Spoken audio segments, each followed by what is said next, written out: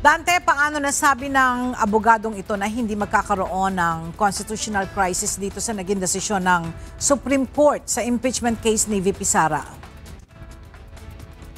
Magandang umaga, Ella. Suportado nga ng batikang constitutional lawyer na si Attorney Ernesto Francisco Jr. ang desisyon ng Korte Suprema na pagdeklarang labag sa konstitusyon ang articles of impeachment laban kay Vice President Sara Duterte sa kadahilanang ito ay lumabag sa one-year bar rule at gayon din ng due process.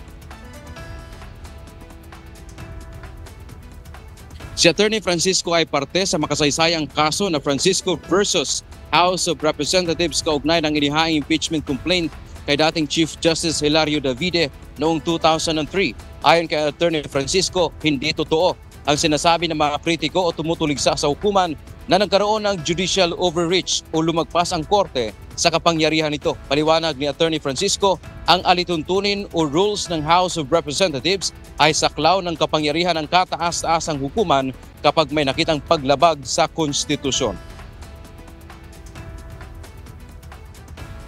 Alam natin na sa sitwasyong ito na kung saan merong grave abuse of discretion o mali o abuso ng pagpasya ng isang branch, isang sangay ng gobyerno, ang dapat na tumingin dyan ay ang Korte Suprema at ang dapat na maglabas ng alituntunin, magwasto ay ang Korte Suprema.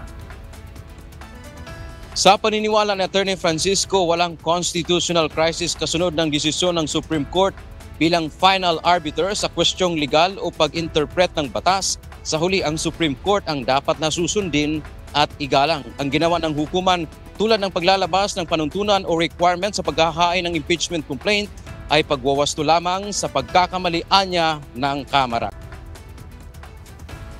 Ang ginawa lamang ng Supreme Court dito ay inilahad nila ng malinaw kung ano yung dapat gawin. At yan ay nasa karapatan, tungkulin at obligasyon ng Korte Suprema batay sa ating saligang batas. Wala akong nakikitang overreach. Ayon pa nga kay Attorney Francisco ay hindi nagkaroon ng malubhang pag-abuso ng kapangyarihan o pagpapasya ang House of Representatives nang inupuan nila ang naunang tatlong impeachment complaint na inihain sa kanila noong December 2, 4 at 19.